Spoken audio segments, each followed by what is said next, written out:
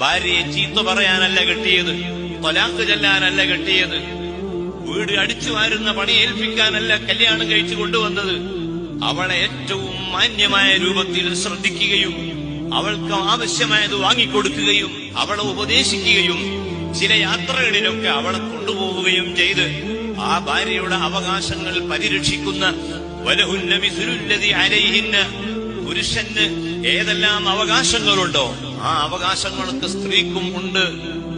പുരുഷൻ വിളിച്ചാൽ സ്ത്രീ വരണം എന്ന് ഖുർആനിലുണ്ട് എങ്കിൽ, അതേ ഖുർആൻ തന്നെ ഹദീസിലുണ്ട് എങ്കിൽ ഖുർആൻ പറയുന്നു സ്ത്രീ വിളിച്ചാൽ, ഭാര്യ വിളിച്ചാൽ പുരുഷനും പോകണം.